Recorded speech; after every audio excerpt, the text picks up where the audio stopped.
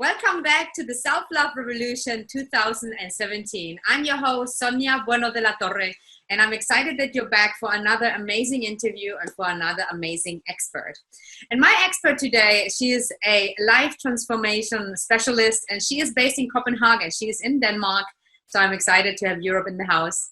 And she is really passionate about helping women all over the world who are passionate about nourishing their body, their mind and soul, and to really integrate self-love in their lives. And one of her specialties is also emotional eating, or let's say to become free of emotional eating.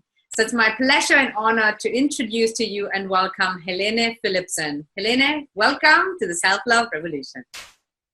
Thank you so much, Sonia. I'm super happy to be here and to be a part of this online summit. Yeah, me too. And I know a little bit more about you than most of the people who are watching. And I always like to start with hearing a little bit about your own personal story and your battle, because you come really from a place, you share it yourself. Yes, I will. Okay, thank you very much.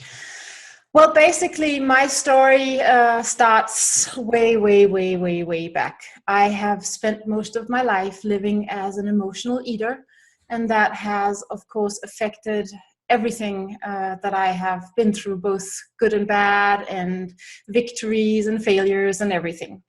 I didn't actually think that there was that big of a problem until I became, let's say, an adult.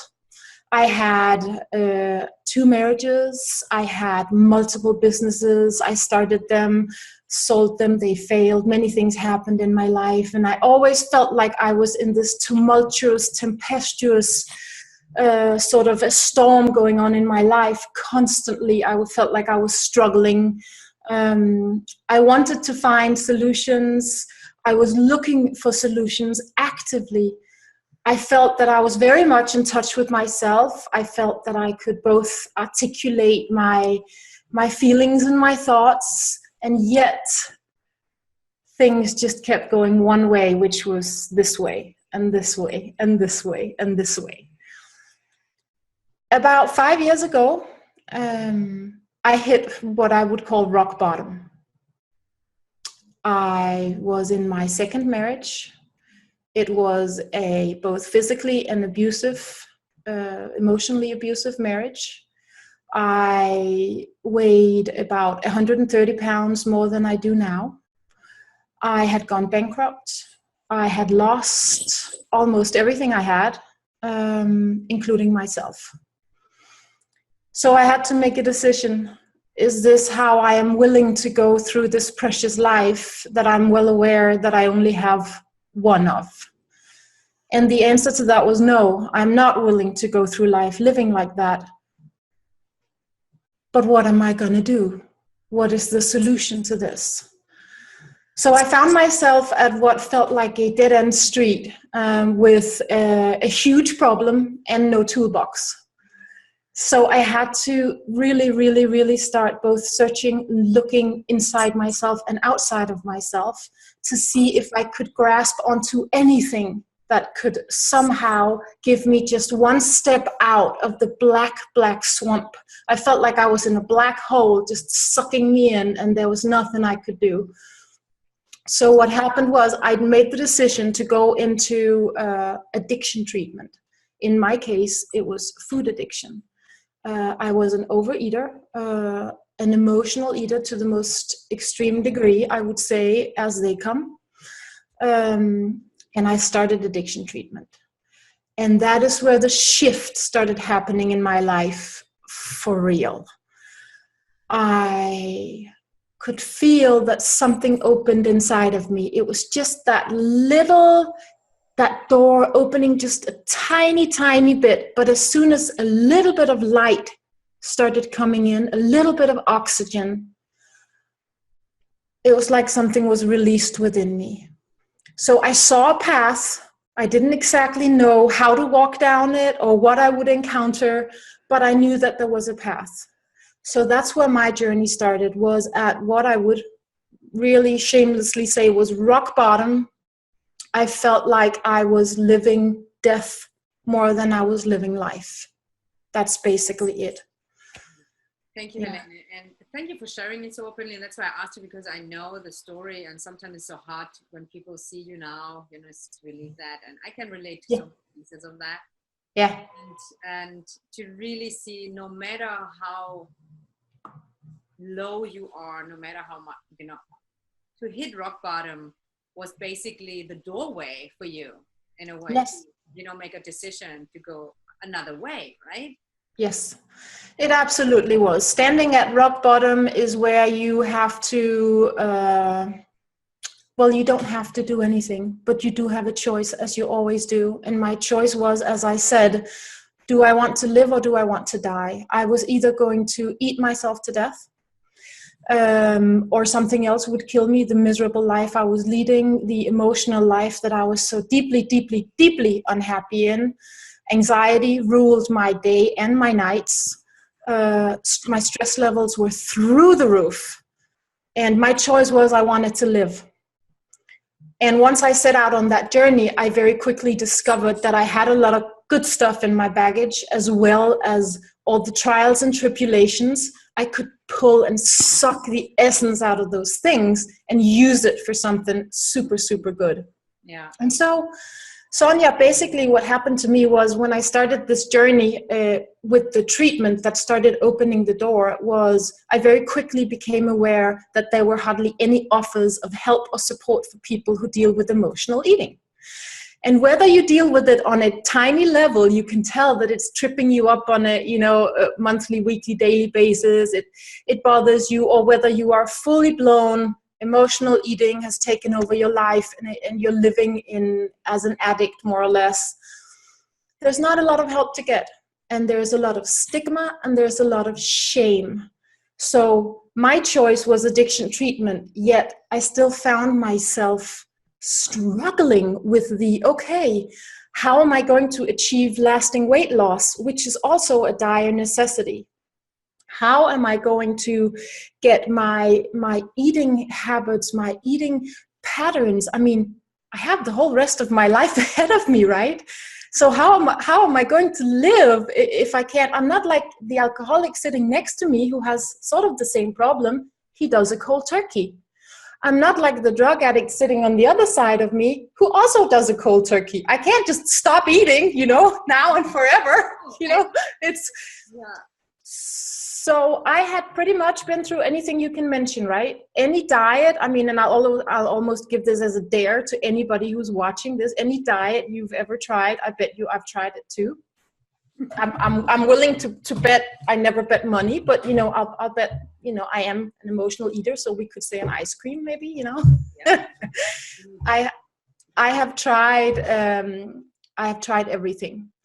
I have tried therapy. I had tried pills. I had tried workouts. I had tried detoxing. I had tried cleansing.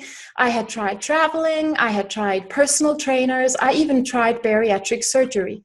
And at the end of the day, nothing else but learning self-love and healing myself was going to work. Yeah, thank you for sharing that, Helene. And, I still sometimes overeat, like, to be honest, it's nothing compared. I feel like it's not a big deal anymore. However, I really relate to it, and I know so many women suffer from it. And, it's a huge difference if it happens once in a while. Now it's not a big deal, or if you are constantly busy with it. And I was back in the days. And to learn how to love yourself and to really heal, that is so profound and so foundational. Yes. What were, like, for anyone who resonates and think, oh my God, I've tried so many things and I'm working hard and I'm doing this, but I still don't love myself. I still really don't know what to do. What were your first steps, or what can you give as an advice? I mean, that's not going to happen overnight. Healing is a journey. However, so in your experience, what do you recommend in the beginning? I couldn't be happier that you ask. I really couldn't, because I feel like this is one of the most important keys when it comes to self-love. And so having this opportunity to speak to thousands of people who are watching these amazing, amazing and inspiring interviews, I would like to bring attention to the fact that so many of us have this deep desire to nourish our bodies, our minds, and our souls. Yet we struggle finding the right path, right? So we do it, we do the steps, we do the meditations, we download the ebooks, and we do the guides, yet it doesn't ground within us. It isn't integrated in us, and we don't get to feel that lightness, joy, and feeling of fulfillment that we so desperately want and dream of. And for me, one of the keys to this is that if our foundation isn't in place, it's like we're messing with this beautiful, complex engine that we are without knowing what tools to use, because we can't really see the problem. It's like we are trying to make sushi with a knife with no blade, or my car won't run and I'm buying new windscreen wipers and I'm getting it upholstered and I'm changing the wheel caps, but it doesn't have an engine. So it's this whole foundational work of figuring out, okay, is there something tripping me up? Am I carrying around a luggage so heavy that it becomes a roadblock, right? I mean, we all sort of talk about this, how you can only meet life on the level on which you've met yourself, right? So if your boundary is out here, that's as far in as all the fuel we keep pouring in. It's only going to get into here, right? But if we get it all the way in here because we've now taken a truthful and fearless look at what's inside. But see, this is where for me it can become super fluffy and super, because if you don't know how, if you haven't been able to see it up until now and you don't know how, then I mean, what the frick are you going to do? So defining, learning to spot some of these patterns, learning to spot some of the things that we will say or do if we have classical roadblocks tripping us up. That to me was a key that started opening a lot of doors. It was finding out that my foundation was not in place. I was trying to build a house, not even a skyscraper. I was being very modest, but I was trying to build a house on a foundation made out of totally screwed up Legos. They weren't even put together. They were unstable. So that key, learning to spot it, then getting ways and tools to putting it together. And then on that foundation, you can basically build and achieve anything you dream of, right? Anything is possible. Yes, absolutely. Yes. Saying that, and I often use the analogy of building a house, and if you don't have the foundation, it's not going to be nice. And also, like, to really, its foundation, to look underneath what needs to be healed so that it has a strength. And I'm curious because, from my own experience personally, and obviously my clients work with me, but I personally would have not been able to do that myself.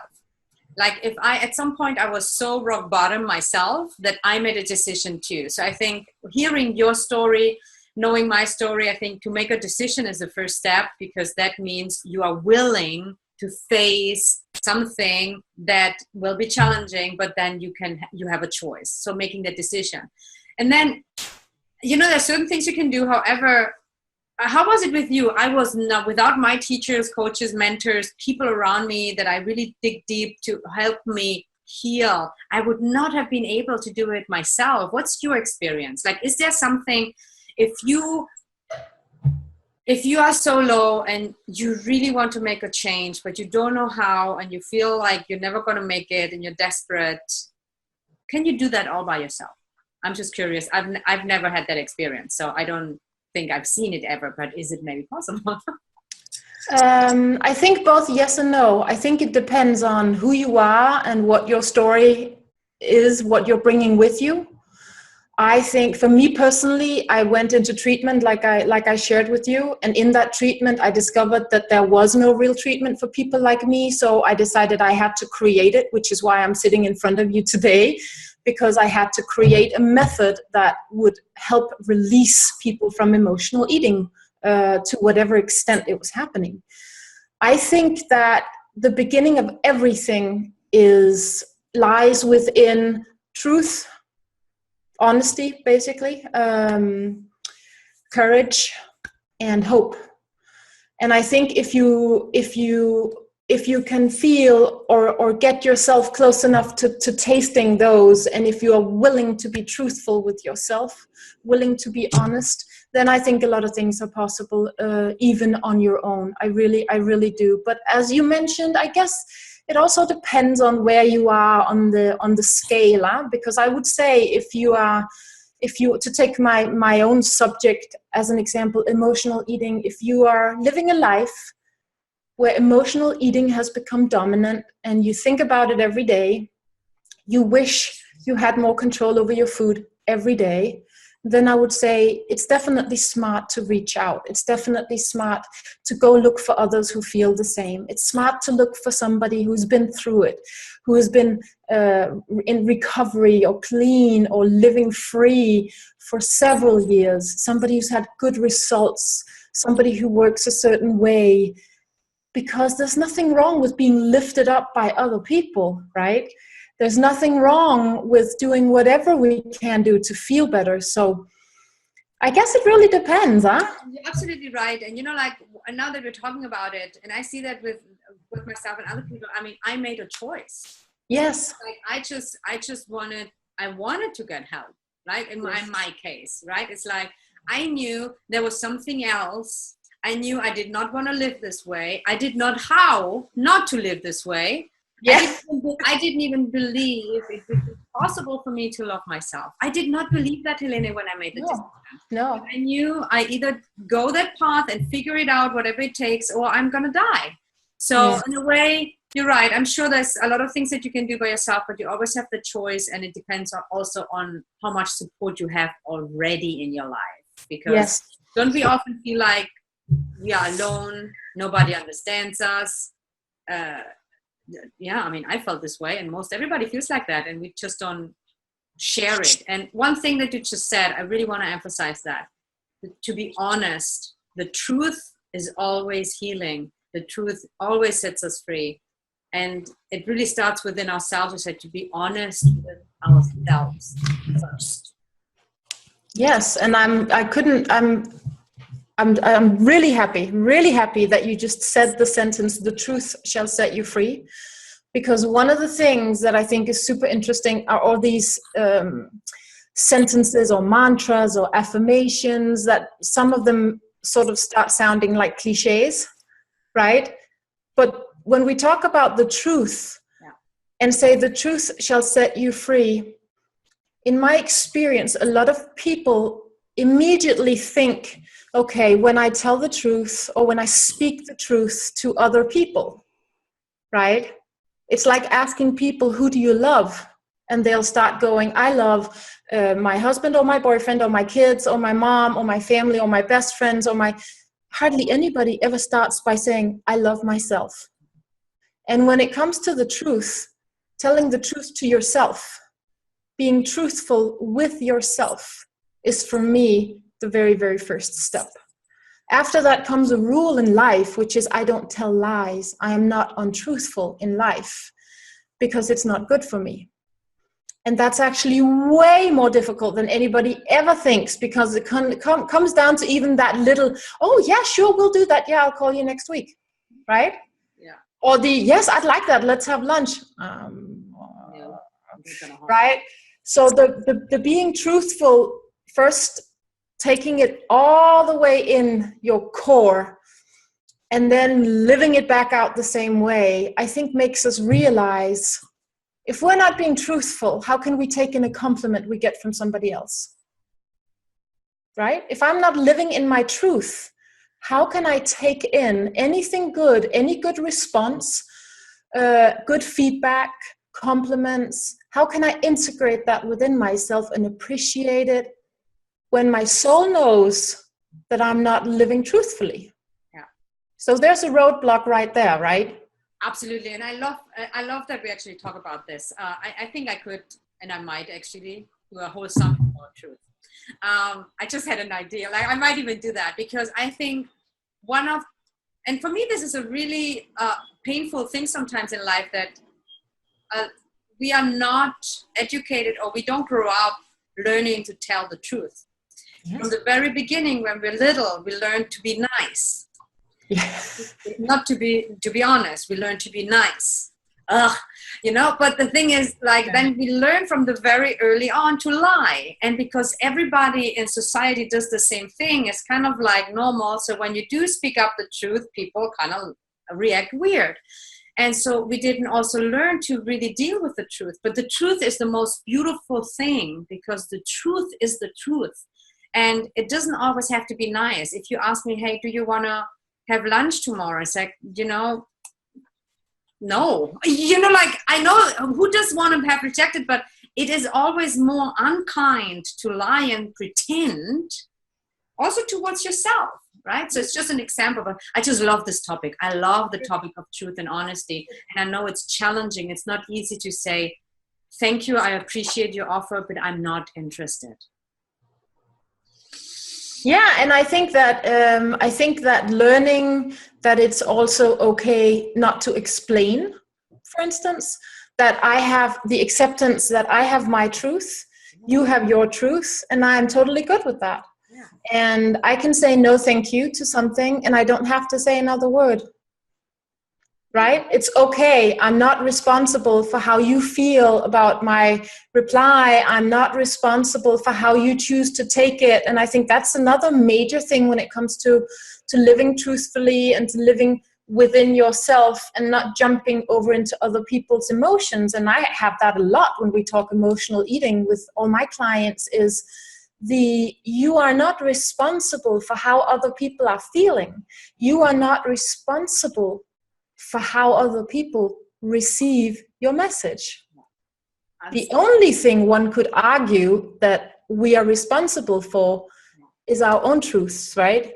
Is to actually speak our message, to speak our truth, or to live in our truth. That is really important, if you ask me.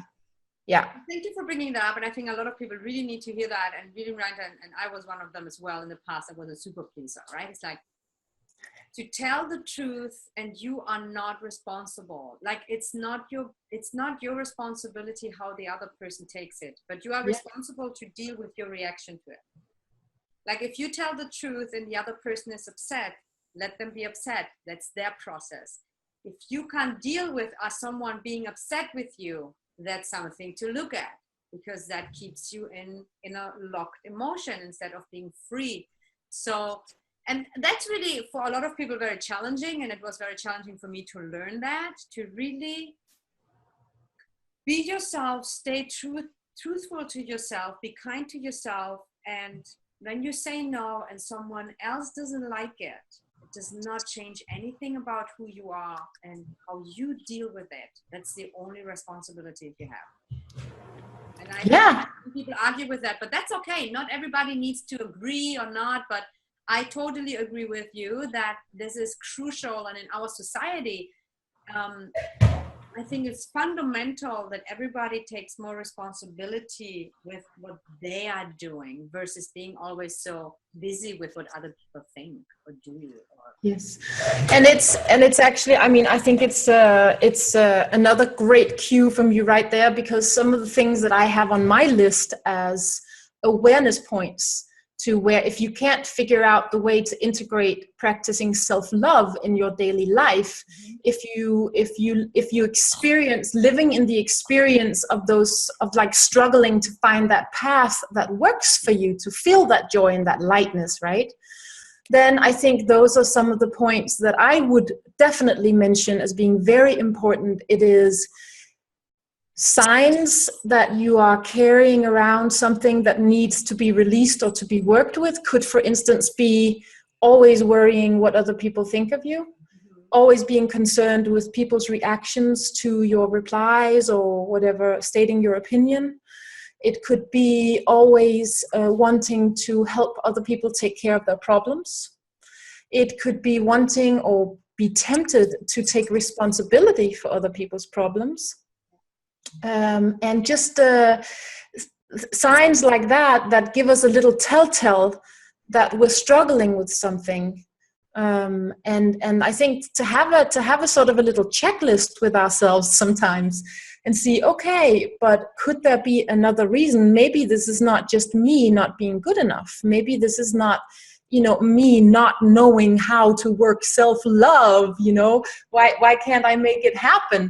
Yeah. There could be a much deeper underlying reason for that would be magical to transform, right? That would be magical to release and be able to achieve all of this, whether it is practicing self-love or lasting weight loss or going for your dream in whatever life area you want to.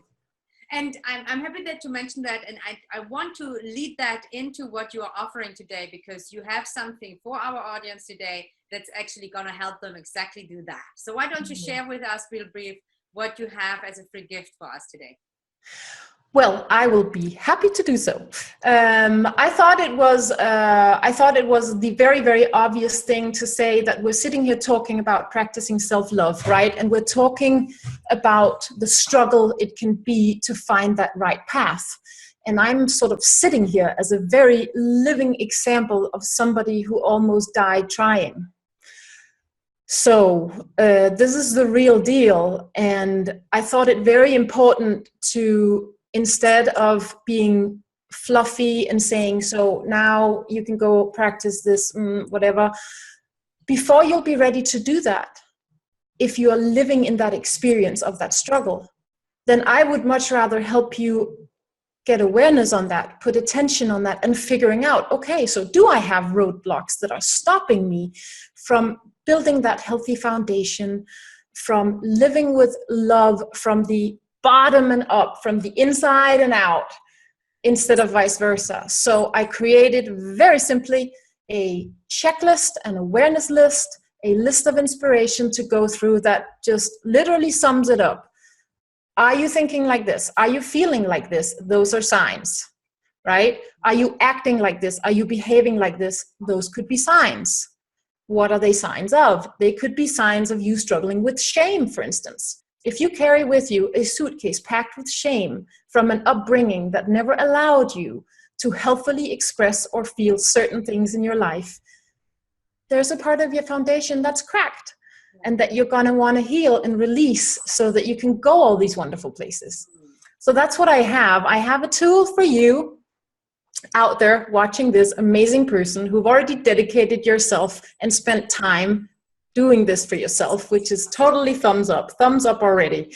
Yeah, thumbs up already. Totally. To go in and try and spot if you have some of those patterns lying around that would be good for you to release. And many of us still do. After still lifelong journeys of self-development, most of us will always have little things that we can tweak and achieve more happiness, more freedom, more.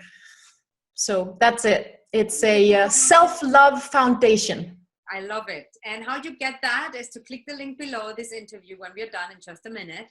And I keep that saying that to Helene, to all my people, like, take notes and take action. Like these two things, always write down the most important pieces and then take action right away. If you download that free gift, just take action right away. And sometimes one little insight can change your whole life. So thank you for that. I think it's very practical and tangible, and that's what I want to bring in here. Like, not that fluffy stuff, like how you said it. I love it.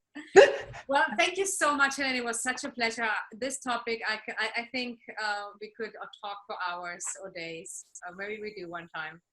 But, well, I mean, I'm quite upset with you that it's over already. Yeah, I know. Yeah, what can I say? It's not my responsibility. Thank you. So true. I can't believe 30 minutes are already over. No. So here's what we're gonna do. You download that free gift, stay connected. You can rewatch this interview. And Helene, I want to ask you: do you have any last words that come from your soul or wisdom? Something that you would like to leave the audience with to close this interview today? Well, I think if I could tell anybody watching this interview that they are loved and that they deserve to be loved and that they don't have to do a single thing in this life to earn love. They were born, from the day they were born, they had the right to love. Then I would be very, very happy if I could pass that on to everybody watching, to get them in touch with the fact that love is out there. It is for everybody. We can tap into it and we don't have to do a single thing to deserve it. Yes. So breathe that in. Yes. You're watching. Just take that in. Wonderful. Thank you so much. Thank you. Thank you, Sonia. Thank you. Thank you. Thank you loads. Come back tomorrow for another amazing interview and take action. Love yourself. And remember, you are loved. You have nothing to do. It's just because of who you are.